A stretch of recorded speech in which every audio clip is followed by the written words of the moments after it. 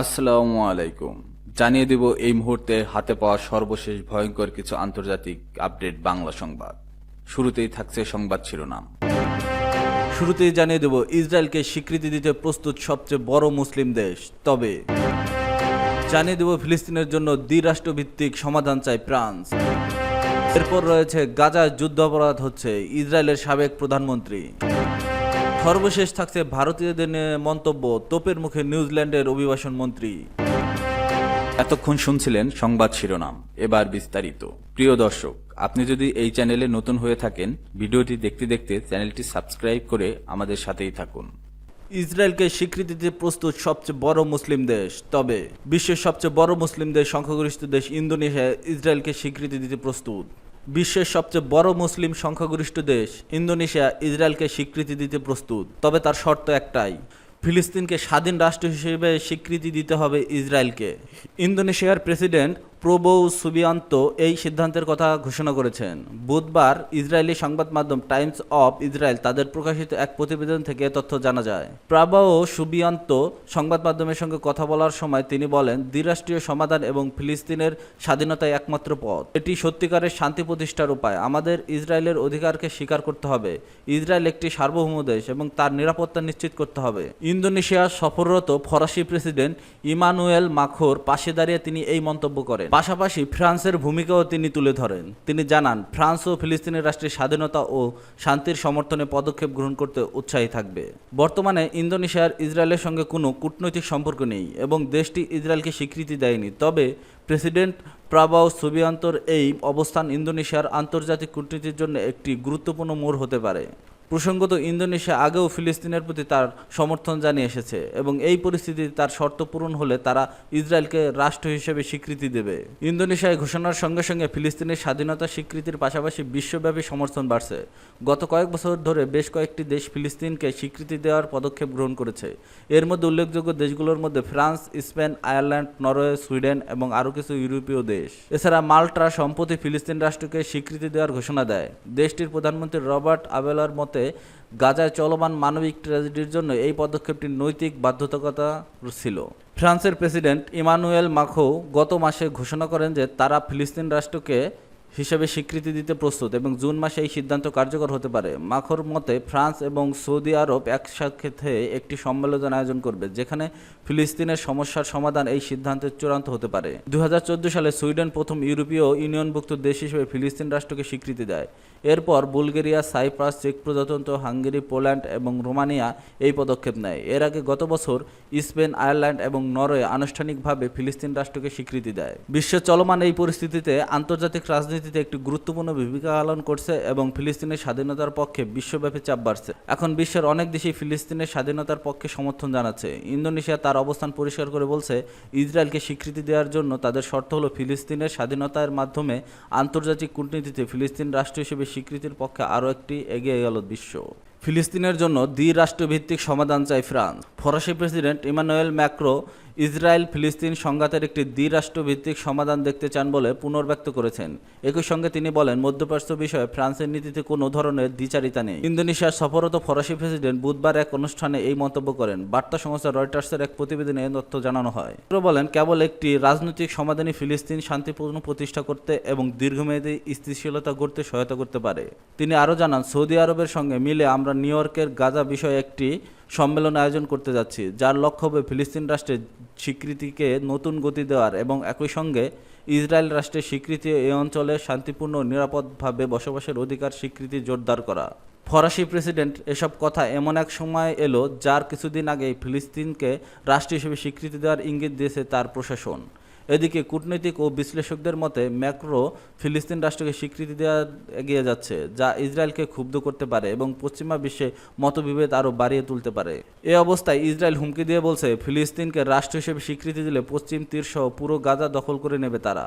এদিকে গাজায় অব্যাহত ইসরায়েলি হামলায় 24 ঘন্টায় আরও 28 জন নিহত হয়েছে, যা নিয়ে গাজায় পর্যন্ত মোট নিহতের সংখ্যা দাঁড়ালো 54,084 জনে। তবে গাজার সরকারি মিডিয়া অফিস তাদের মৃতের সংখ্যা 61,700-এর বেশি আপডেট করছে।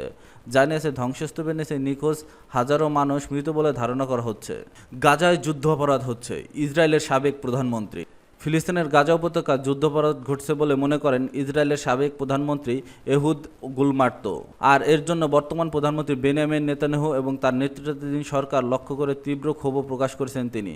খবর দ্য গার্ডিয়ানের। এহুদ গুলমার্ত 2006 সাল থেকে 2009 সাল পর্যন্ত ইসরায়েলের প্রধানমন্ত্রী ছিলেন। সম্প্রতি মার্কিন সম্প্রচার সংবাদ মাধ্যম সিএনএনকে দেয়া সাক্ষাৎকারে তিনি বলেন, সেখানে এক প্রশ্নের উত্তরে তিনি এসব কথা বলেন। গাজায় গত 11 সপ্তাহ ধরে খাদ্য বা ত্রাণ সামগ্রী প্রবেশ করতে দেওয়া হচ্ছে না। এটা যদি যুদ্ধাপরাধ না হয় তাহলে যুদ্ধাপরাধ কি? আপনি একে যুদ্ধাপরাধ ব্যতীত অন্য কোনো শব্দ দিয়ে কোনোভাবে ব্যাখ্যা দিতে পারবেন না।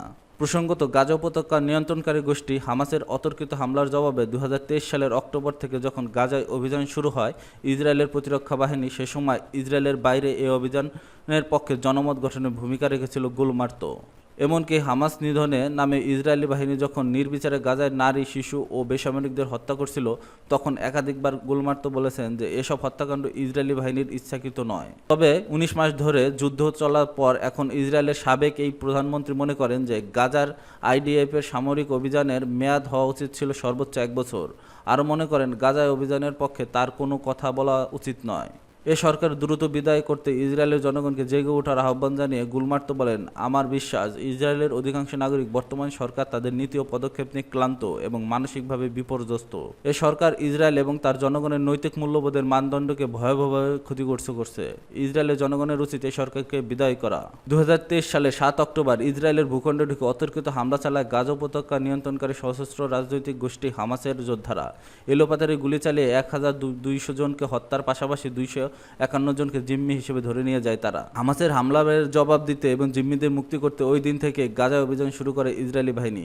19 মাসের বেশি সময় ধরে চলমান ইসরায়েলি বাহিনীর অভিযান এ পর্যন্ত গাজায় নিহত ও আহত হয়েছে যথাক্রমে 53,977 জন ও 1,22,966 জন। তো আহতদের 56% নিরপরাধ নারী ও শিশু। 251 জন জিম্মিকে হামাসের যোদ্ধারা ধরে নিয়ে গেছিল, তাদের মধ্যে এখনও অন্তত 35 জন জীবিত রয়েছে বলে ধারণা করা হচ্ছে।